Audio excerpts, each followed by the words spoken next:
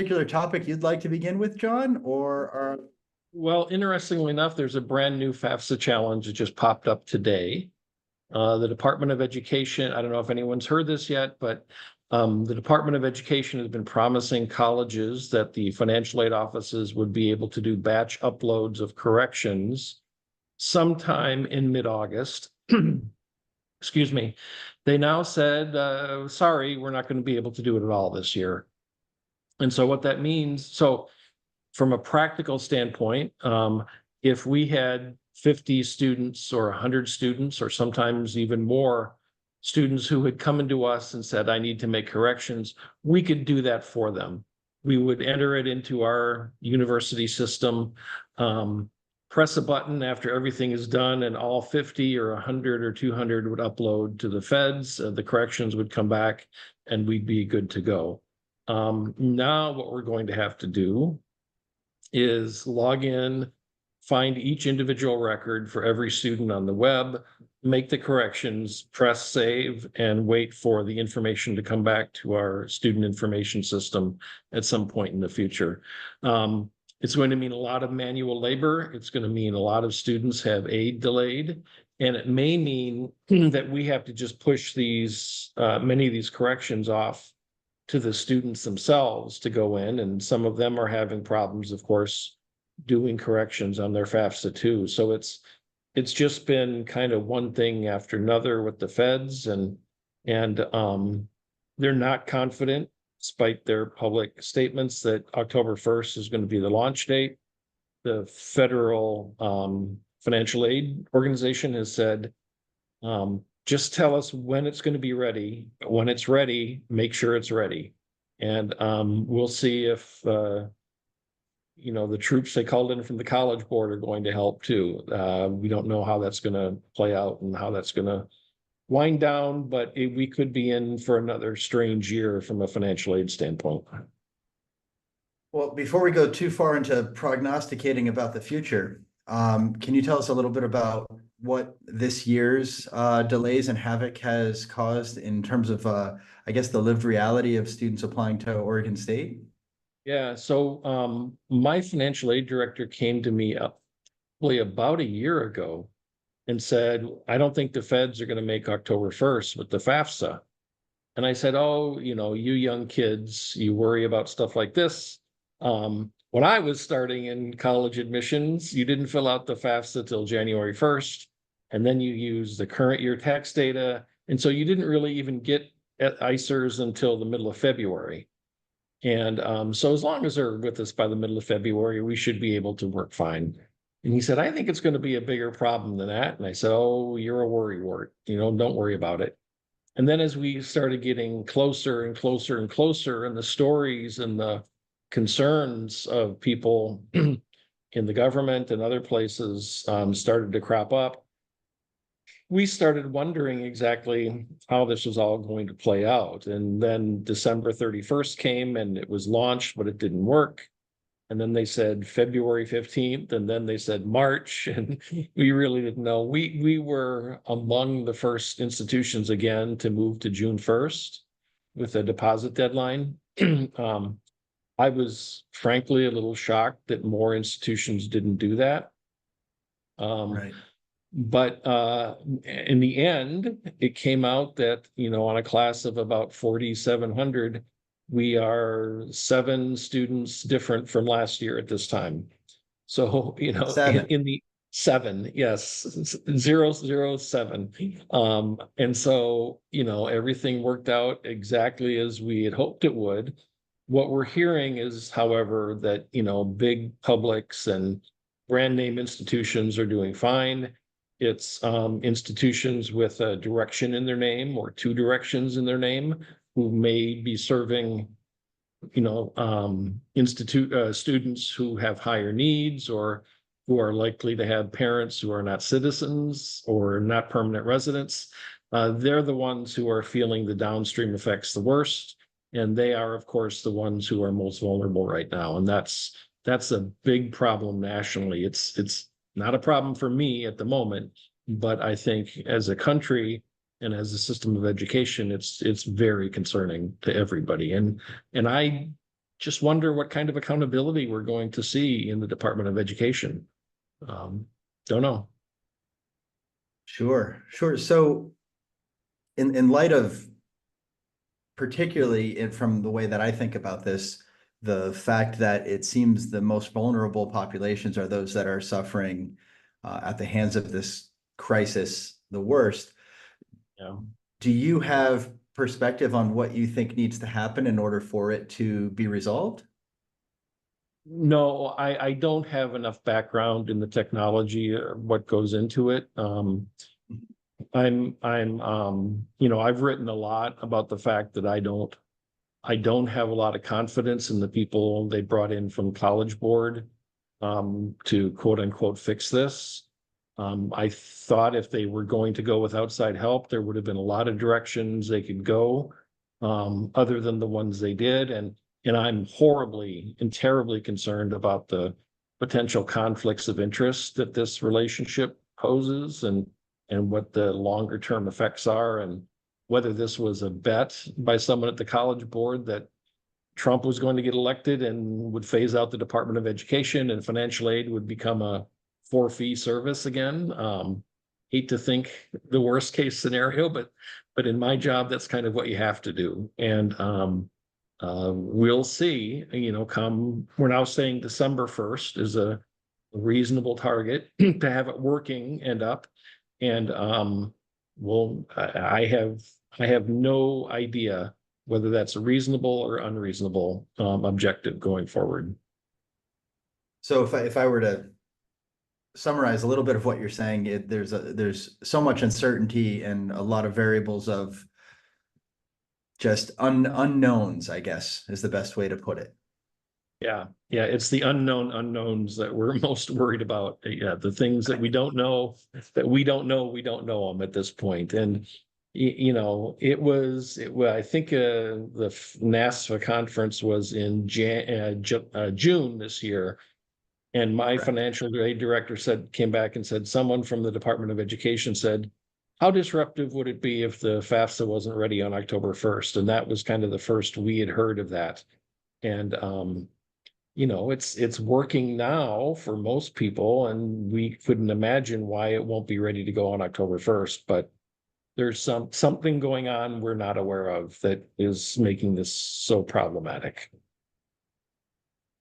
Yeah, I mean, it is a big challenge, everywhere. So it's sad to know that it's not going to be remedied. And as always, the worst stuff falls on the people who are most in need and most vulnerable, and it just exacerbates the problems that we already have. And that's the real disheartening thing about this from my perspective.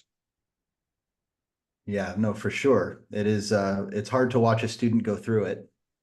And the delays and the waits and the questions of what should I do when there is no script, there is no, Right. This is what happened last time, or this is how, I've been told we should handle this. It's a unwritten playbook, so to speak. So Yeah, exactly. well, that said, trying to be mindful of time and the fact that we've got a number of big fish to fry, so to speak. Sure. Let's stay on the College Board theme and transition a little bit to the test optional movement, Yeah, if that's okay with you. gladly. So Yeah, I've spoken a little bit about that in the past. yeah, a couple times, I think. And for those of you guys who are watching and listening who are not a fan of Jon's or are not following Jon's blog, you should track it down. Jon, do you happen to have the website handy off the top of your head? Yeah, it's jonboekenstedt.net. It's pretty easy. Yeah. Yeah. I'll put a link into Um, both of my websites if you're interested. I think that would be great for the followers. But that said, we've been in this kind of I'd say a funny period of time. COVID maybe sort of fast forwarded a trend that had been occurring for a number of years. If my history lessons are accurate, 1978, the first school went test flexible, and then subsequent to that, there was a whole litany of other schools that had done away with requiring the SAT or ACT as part of their application process, most of whom with great evidence to support the sort of validity of not needing that tests or those tests. And then COVID hit.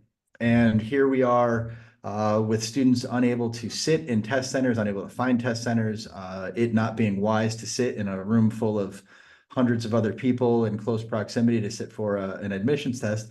So pretty much everyone, barring those that were, I think, mandated by legislation, to go test flexible, test optional.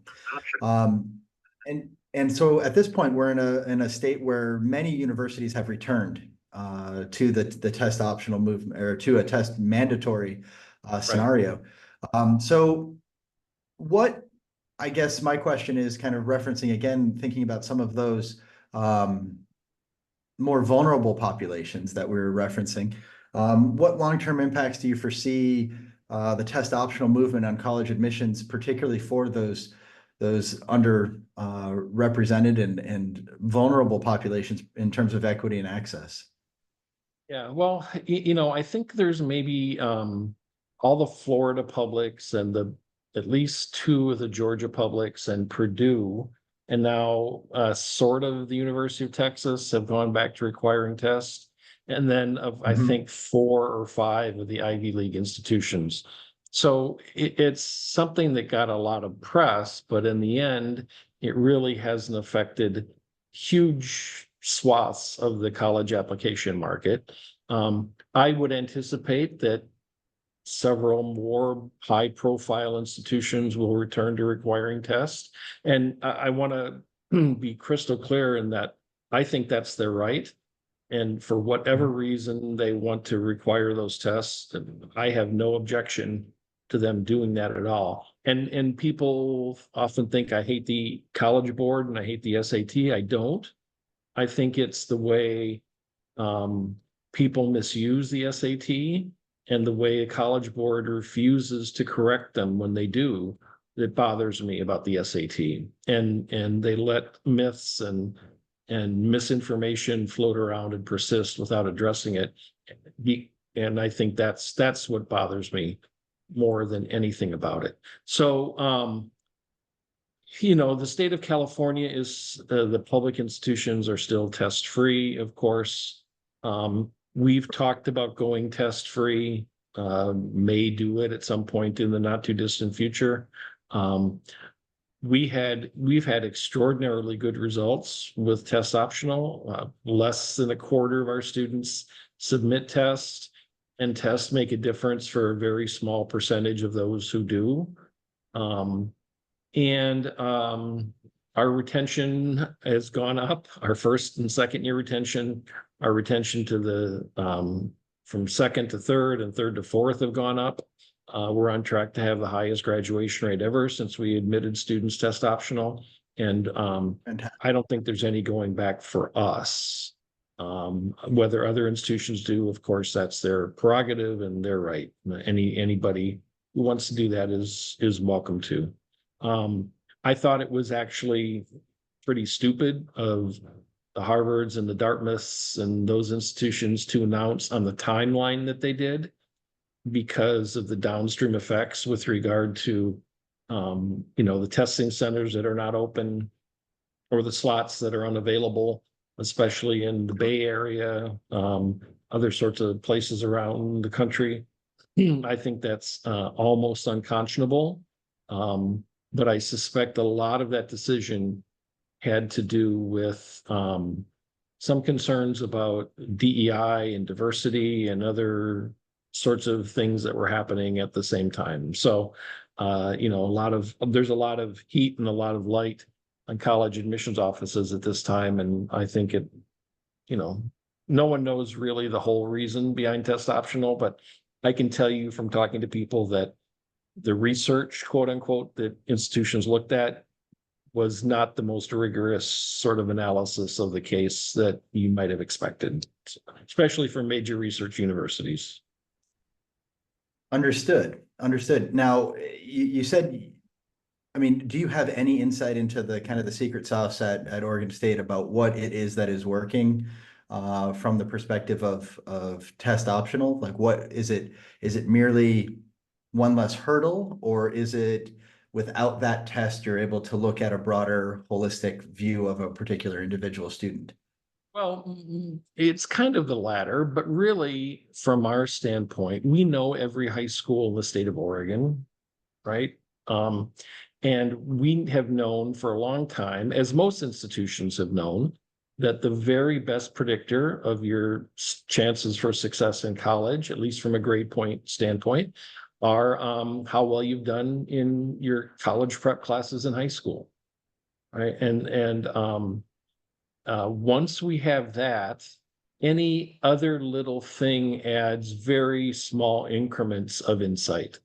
And if we were Stanford and admitting 5% of applicants and we had to make extraordinarily small distinctions or big distinctions on small variables like that, maybe the SAT would be helpful. But even in, as I said, for those students who did submit a test score, it makes a difference. We were going to admit them anyway. It makes a difference in a very, very small fraction of the students who submit them.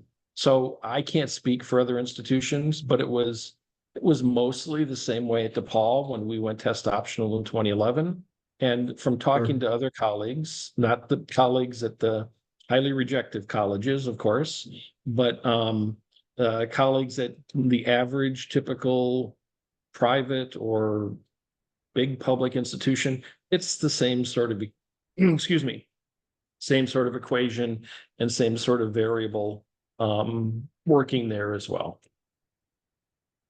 Now, John, the question actually came up in the chat or in the Q&A, and I want to sort of drill into this, and I hope you're okay with it. It's the question more about the sort of rampant grade inflation going on across the country. Do you have a way to account for that in your perspective? Because that's often what we hear on the college, on the high school college counseling side, when we talk about, why are you choosing to go back to standardized testing? And they say, well, it's a metric, a yardstick that allows us to sort of kind of reconcile with grade inflation. Yeah. Well, there are a couple things that make me call that as BS, I guess. One is a lot of grade inflation is happening because of students in courses like AP classes, which are run by the College Board and which the College Board likes to point out as, we need tests because of grade inflation. Well, they're also causing the grade inflation in some sense, right? And so good for them. They found a really good business model where they can sell both of their products and fight one against the other. But if you look back at the distribution of scores over the past 10 or 15 years, what you see is that standardized tests are also inflating. And so, I can't remember the exact percentage, but 20 years ago, something like 2% of students scored a 33 and above on the ACT. And now it's up to something like 6.5%. And there's a difference between a course that's graded, an achievement test, and a standardized test.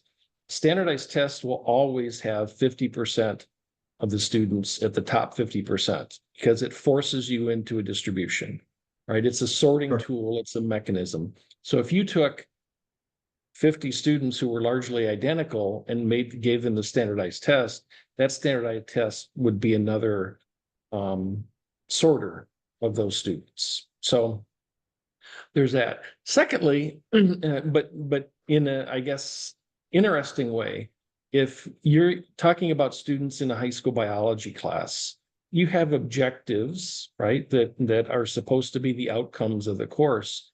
And there is no reason why everybody could not get an A in that class if everybody did the work and everybody learned the content of the class. And so I don't know. The only reason grade inflation is an issue is in America, we have come to believe that the role of high schools is to sort students out for highly selective institutions. And if you buy into that myth that the reason, Harvard Westlake exists is to tell Harvard and Yale which students they should accept. That's sort of a warped perspective on American secondary education, I think. We should be kind of celebrating grade inflation, if you call it that, if you believe that teachers are holding students to the same standards that they were 5 years ago. If they're not, then grade inflation isn't the problem. The teachers are the problem. And I frankly don't think either is a problem. So this myth that somehow you can't distinguish between 3.9 students just doesn't hold a lot of water with me. Yes, there are extraordinarily well-qualified students who are applying to these places in large numbers, but the test score is really going to tell you who's white or who's Asian, how many degrees their parents have, and what their parents' income are. And if that's what you as a private institution want to search for, be my guest. That's your right and that's your prerogative. I do have a bit of a problem with public schools, public institutions who are doing that, but again, every state is different and every president is different and every university is different. I really love the way you talk about I think you said 20 similar students and make them take a standardized test, and 10 of them are going to be in the top 50, 10 are going to be in the bottom 50. By design. And you've just sorted them arbitrarily in one way, shape, or form. Yeah, well, if you get into the design of standardized tests, there's the whole idea of the G score, which is some sort of thing psychometricians use to talk about generalized intelligence, but it's really not clearly well defined. It's the ability to do things quickly and to see fault. And I was a great standardized tester. I mean, I was never below the 95th percentile in any standardized test I ever took, but I was a pretty horrible student, right? And I frankly, people accuse me of talking out of both sides of my mouth because I got opportunity because of my test scores, right? And so I should say, well, test scores are great. And a lot of people on Twitter do say that, right? Test scores got me into Princeton. And what they're not accounting for is for everyone like me or everyone like them, there are hundreds, if not more, students who were better students academically, but had lower test scores. And those are the students that aren't getting opportunity when you really heavily weight standardized test scores in the admissions process. And I think that's a shame. So John, if I can try to dive into that a little bit. So what is a standardized test score good for? What is it evaluating? What is it measuring? What is it saying about a kid? Well, I think so. Again, it's not that the tests are worthless. In fact, if you had no high school transcript and only a standardized test score, you could do a reasonably good job of admissions. One of the reasons for that is that there's a really strong correlation between your high school GPA and your standardized test score, right? And of course, no one guesses their way to a 1550. Standardized test scores have a really low rate of false positives. But there is a perception that they have a really high rate of, or that grades have a really high rate of false positives. And that's the problem with people who don't trust underfunded schools and don't trust the intelligence of kids and sort of want to perpetuate the way things have always been. And I think that's a big problem. So standardized test scores are not bad. And I've forgotten the actual question you asked me as I started ranting and raving here. But yeah, they really measure in this. Oh, I know what I was going to say. On my blog, and I posted higher ed data stories, you can go to the second or third tab and search for the word discrepant scores. And it's College Board published data, which shows 66% of students have test scores and high school GPA that are largely consistent with each other. 16% have high test scores and low grades. Those tend to be wealthy, white, Asian males. and then about 16% have high grades and low test scores. Those tend to be low income, African American, Hispanic, and female. And so if you want to see who gets the bump by using a standardized test, it's the groups that already have all the advantages. And that's another big problem. And I think the College Board hasn't republished that. And I think they kind of got pissed off at me for putting it on the web and showing the data publicly in a way that made people say, aha. So it's a really interesting thing for people to look at. I think it opens a lot of eyes to what test scores do. For sure, for sure. Again, a big challenge in our field. Before we move on from standardized testing altogether, do you think you can comment a little bit on ACT's recent proclaimed changes, or proposed changes, I should say?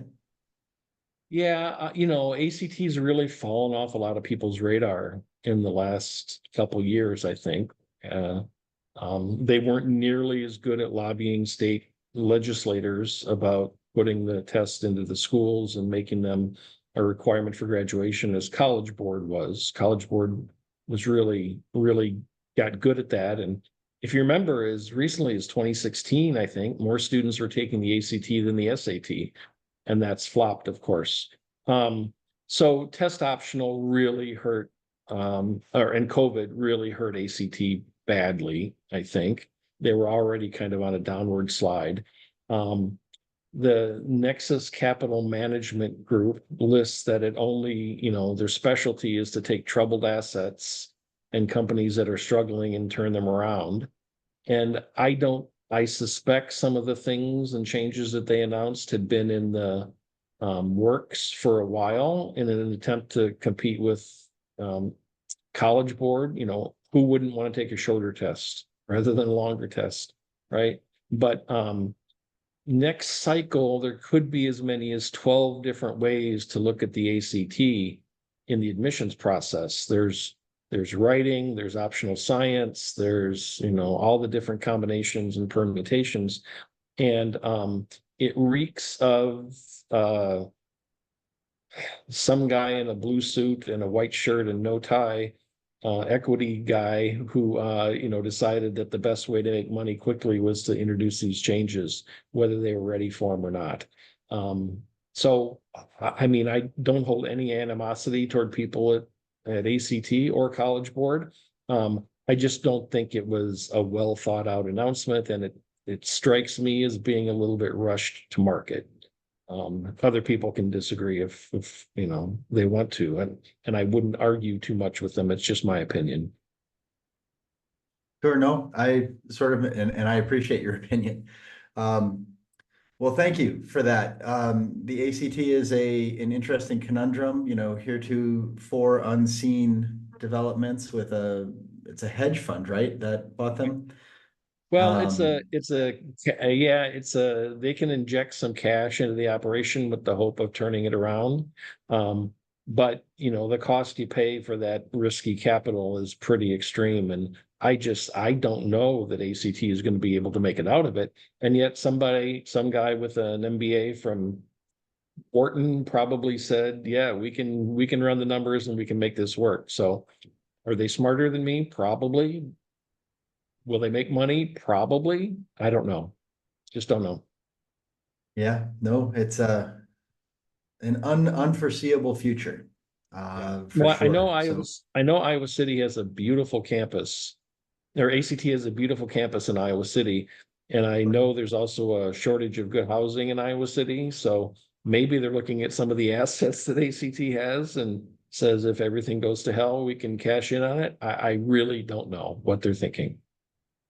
So if I heard you correct, John, you think it might have been a real estate deal that they did. So, okay. Well, that might be one element of it. I think they probably want the continuing cash flow from the test, but we shall see. I said after that question, we'd move on from the test optional movement, but I have one other sort of question that I want to come back to, and it's this idea of when we're talking about these things, we began the conversation kind of talking more about the the impact of test optional really on this idea of the holistic perspective. I was wondering if you could comment a little bit on the idea of how test mandatory impacts access. Well, I think we're seeing it this year, aren't we? With the dearth of spaces available in some parts of the country.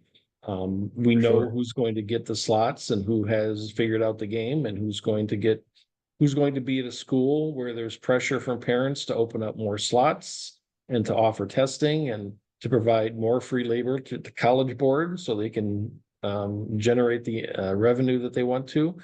Those are all going to be advantages to more privileged students. And the student who's first generation, whose parents don't speak English, who goes to an under-resourced high school, who doesn't have a college counselor in their high school, is going to be left to fend for themselves. And so For again, sure. I don't object to any of those Ivy League institutions going back to test. I think the schedule on which they did it is almost unconscionable. And I wish I would have waited a year at least.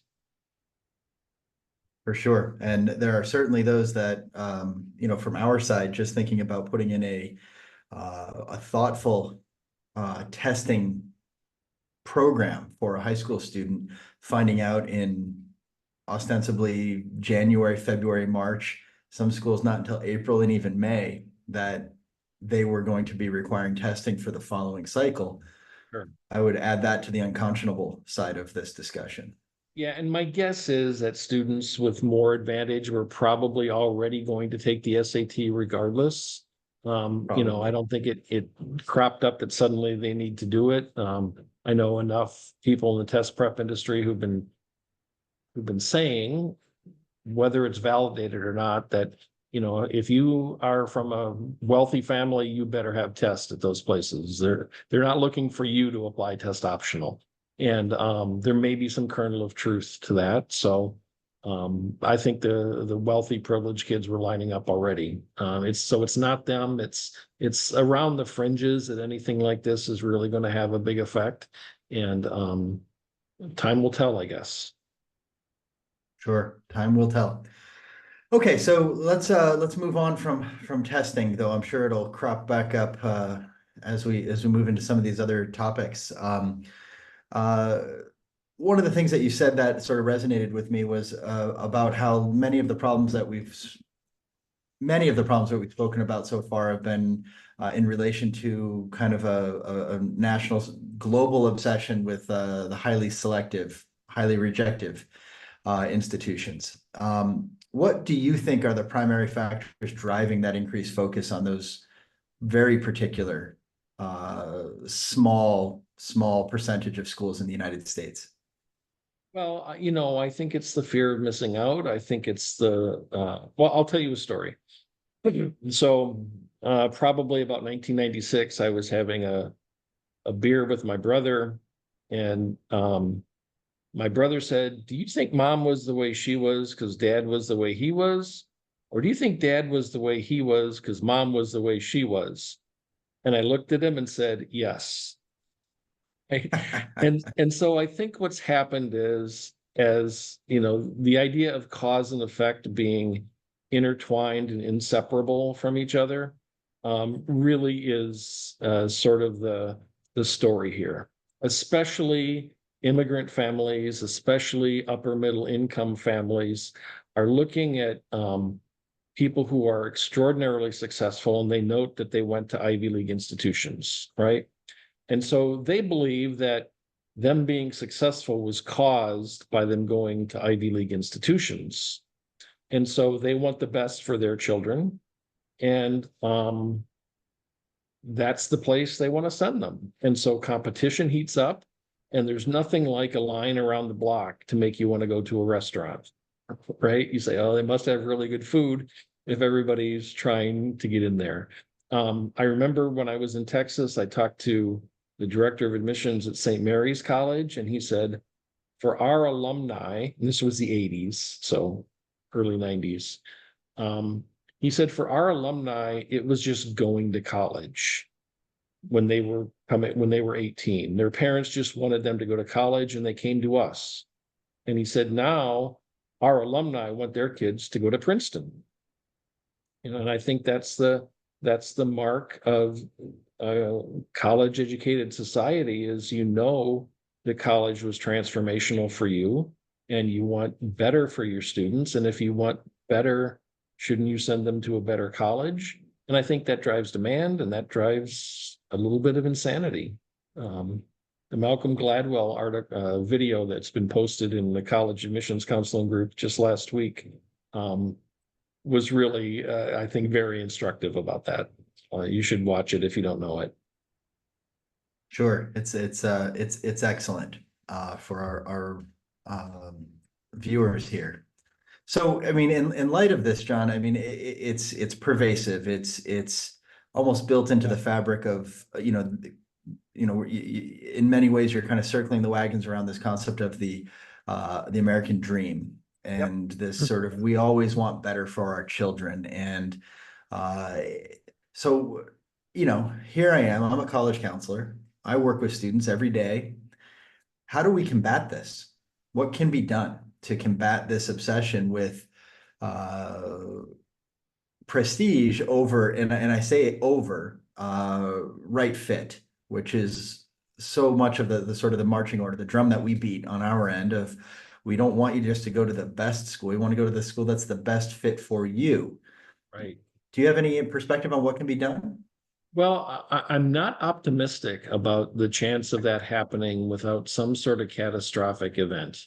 And I think maybe, regardless of which side of the political spectrum you sit on, I think the response to campus protests this spring has caused some people who were big fans of the Ivy League and highly selective institutions to sort of say, well, maybe it's not really the place that I thought it was. And the really interesting thing is I've heard people on both sides of the political spectrum say that, right? And so very conservative people are complaining about the way students were allowed to protest, and very liberal people were complaining about the way students weren't allowed to protest on those campuses. And, what's the university for if not dissent and other sorts of, learning experiences like that? So maybe it's already happened, right? Maybe it was the congressional testimony and the way those presidents were totally unprepared by their PR agencies to answer questions in front of Congress. Maybe it's the sense that the return on investment is the reason students go to college, and maybe it's not quite as big as it once was. Maybe it's just the sense that college isn't as necessary as it used to be. I don't think there's going to be any one single turning point. I think if it happens, and I don't know if it will happen, I think it will be a collection of various and sundry things working together. So the answer is I don't know. Yeah, sure. But it was an articulate, I don't know. It was, you gave us some scaffolding to. I'm good at giving long answers to short questions. You gave us scaffolding to sort of frame the way that we think about this. Right. No, I don't disagree. I mean, from my background, I've been doing this for 23 years. And it's been a sort of constant, it's always been the same. It's this sort of this challenge of combating perception and something deeper than just finding a good fit for university, something sort of more palpable or tangible from student and or parent perspective. So yeah, well, I had a boss that used to say, in times like these, it's good to remember there have always been times like these. And you can go into the New York Times time machine and just go back to 1930 or any year you pick, 1920, 1910, 1950, and type college admissions and start reading some of the stories that pop up. And if you didn't know better, you would swear that you're reading the New York Times or the Wall Street Journal in 2024. Students aren't motivated. They're not as smart as they used to be. They're going to these places. They just want to party. It's like it's part of our fabric of our society to complain about college students and how colleges and universities aren't worth what we're paying for them. It really, in the UCLA college counseling course, they should do that as an exercise. Everybody pick a different year, go into the New York Times time machine, and just start finding little snippets and articles. It's fascinating way to get some perspective on things. Well, I teach two courses for UCLA, and I just wrote down that activity. So I have Yeah, many students in the audience. They should be prepared in the next couple weeks here for that. yeah, there you go. Um, Well, so I thanks did for that some of the one. work. I actually tweeted a thread out about it maybe 6 months ago. So if anybody can find that and post it here, it's a good head start. So there was a question came up a couple different times. The name of the Gladwell article video. Oh gosh, I'd have to go into Facebook at this moment and find it. I don't know that I can find it right now. Okay, we'll find it I, and I we'll make can sure. I can send it. I can send it to you, and you can forward it to everyone who was here. I guess, right? Yes, I think so. Okay. We'll make sure that gets out. Um, okay, so just kind of the final question that I've got just about this idea of the highly selective universities and their kind of pervasive position within our, and I say our, it's a global phenomenon. It's, having worked in Taiwan, having worked in Senegal, having now working in Brazil, as well as three different schools in different parts of the United States. It's the same everywhere. There's a sort of Yeah. obsession with this sort of less than 1%. Yep. Let's do a thought experiment and think about maybe this is insightful, maybe it's not. How do you see the landscape of higher admissions changing if people actually did prioritize fit over selectivity, prestige?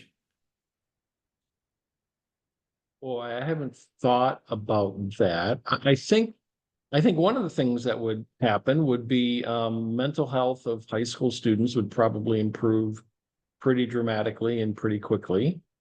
Number one, I think um, I think there would be a lot less cutthroat competition on some campuses for students to be the top or the number one. Um, I suspect college retention rates would go up because people who are in um, reasonably good colleges like Oregon State University would be happy there and not feel like they're missing something at Stanford or some other, highly prestigious institution. Um, and I think as a society, we'd be generally much happier. Well, it's interesting then to think about I guess that would be the contrapositive, that must therefore mean that those things aren't very important to our culture and community, if that's. Yeah, I guess. I don't know. Someone's raised a hand here. Sigus, what's Sigus talking about? How do you see that? It's now Jody. Two people raise their hands up at the top of the screen. Three people have raised their And hands. can you put your questions to the Q and Oh, they're A? I don't know. Yeah, I don't know. Sigus is in here, but well, let's try to push through the last couple topics, and then we'll come back Okay. to some Q and A at the end and see how much time we've Okay. got. And Understanding as well that we might go a couple minutes over because I I'm started late. fine. I'm fine with that. So I do have to correct the misperception though. Siga said he's not the best at anything in where he is in one of his comments earlier. Sigas is a 5-time Jeopardy champion. So he's really good at things like I suspect he probably scored 1580 at least on his SAT scores. So let's dispel that myth right now. Sorry, Sigus. Yeah, you're Um, busted, man. Oi, he says. Okay, so um, you began to talk a little bit about the ways in which some of the sort of political events on hyper-selective campuses over the past semester maybe shook people from their perception of them, their previous perceptions of them. Um, how do you see political divisions and the divisiveness that seems to be gripping the United States right now as being sort of impactful in the admissions process, the student experience on college campuses? Yeah. Uh, You know, Sure. I think there's a danger of tribalism right? So Oregon is, widely known as a very liberal, very progressive state in aggregate. I mean, the eastern part of the state is very different than the place where I live. But the state as a whole is seen as progressive liberal. So is Washington, so is California, et cetera. Other places, Oklahoma, Indiana, Alabama are seen as sort of the other end of the political spectrum. I've been wondering for a while, and I've been looking on higher ed data stories about migration patterns and wondering if those are going to change, given the political nature of things, and especially, I think, with regard to the SCOTUS decision on abortion. I mean, I'm wondering if more people who strongly consider themselves pro-life are going to be flocking toward red states where abortion is severely restricted or banned, especially young women.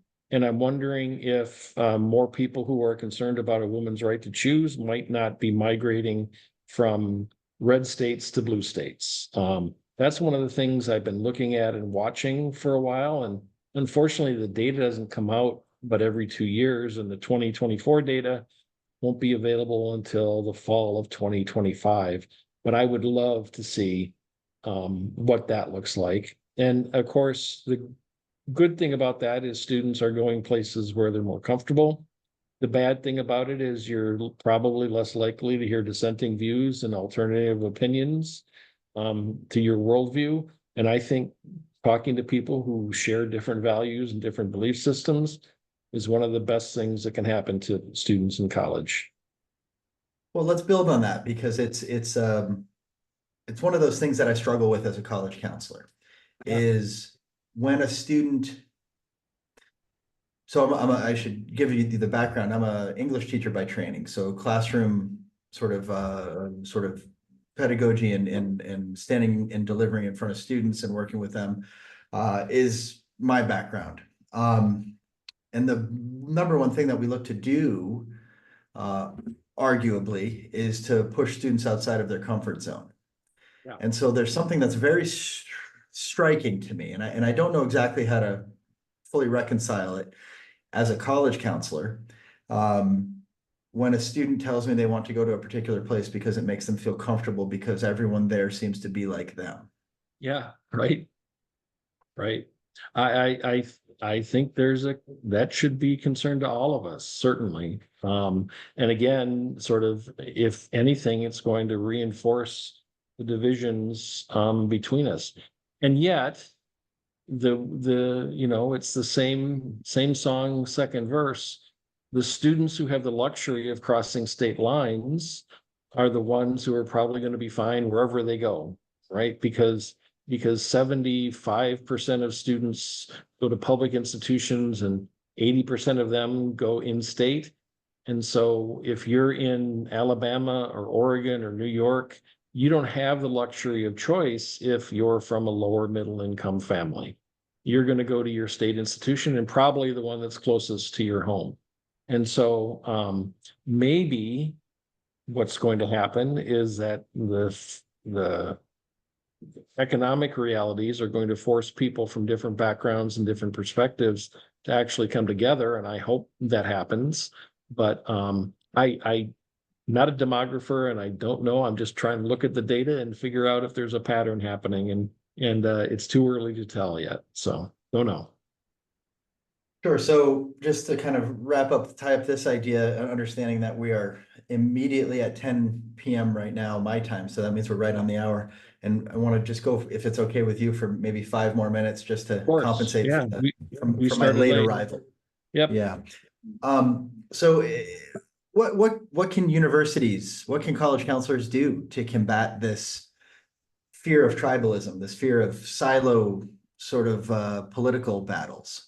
Oh, I feel enormous empathy for high school counselors and college counselors, especially who think and who advocate for students, but in some sense are working for parents.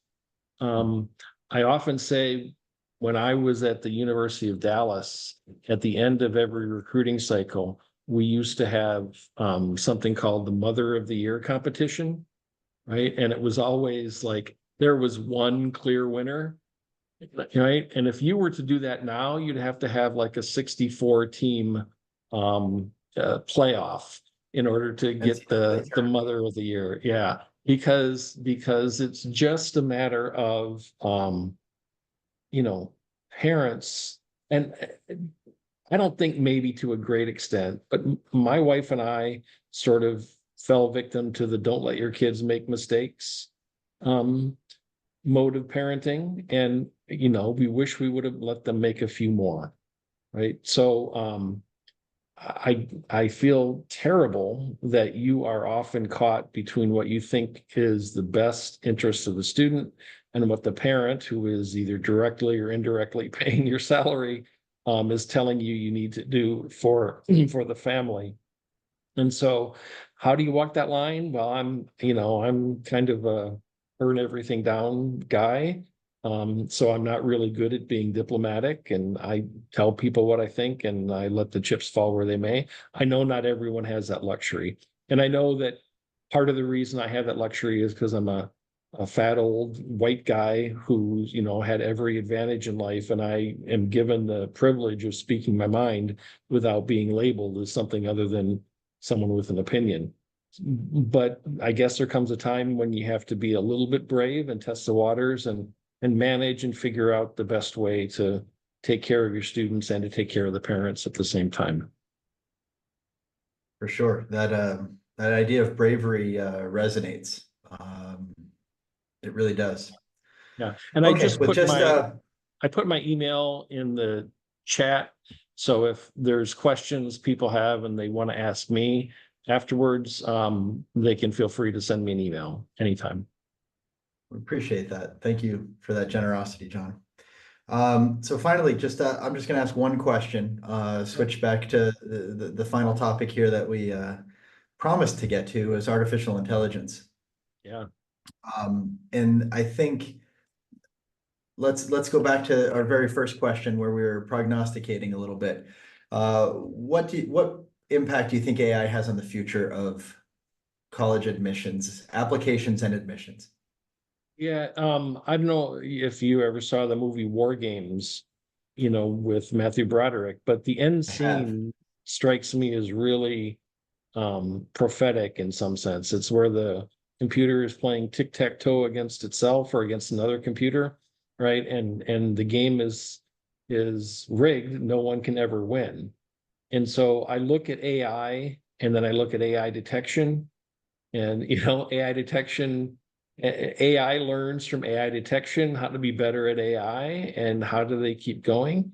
I'm sort of torn between remembering that when Google came out, people thought Google was going to be like AI and ruin everything, and nobody was ever going to have to think for themselves. And we haven't seen that.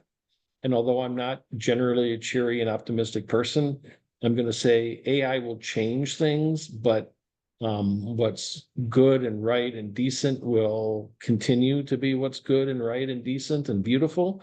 And we'll still have poets and we'll still have people who can think better than a computer. Um, I honestly do not know, but I was at Cherry Creek High School in Denver a couple years ago, and we were already talking about AI and students using it to write essays. And I said to the counselors, you can use AI to write letters of recommendation too. And they all sat up straight and they were like, I didn't even think about that. And suddenly and curiously, their whole perspective on AI sort of changed in a second. And so if you think about the good things that AI can do, like summarizing a report or taking notes or doing other sorts of things, I think it has profound and terrific benefits that it holds for us. If we let it take over, then I guess that's our fault, isn't it? And I don't know. I'm certainly not an ethicist. I'm certainly not a futurist.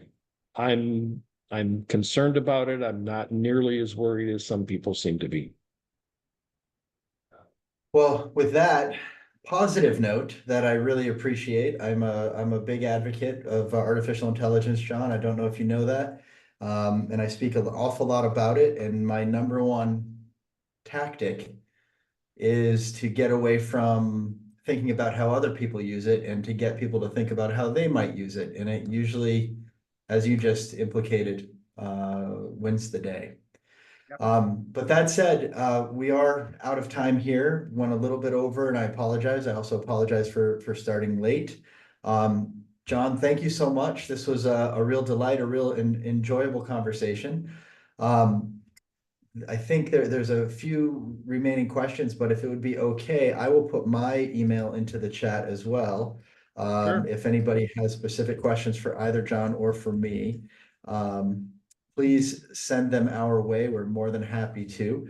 One other question that was just asked, at UCLA Extension, I teach the two courses. I teach the practicum course, but I also teach the college counseling for international students elective course. So thank you all so much for attending. And Jon, this was a real pleasure again, a real honor. Thank you so much for agreeing to join us. Happy to do it anytime. All right. Well, thanks so much, and good night to all of you.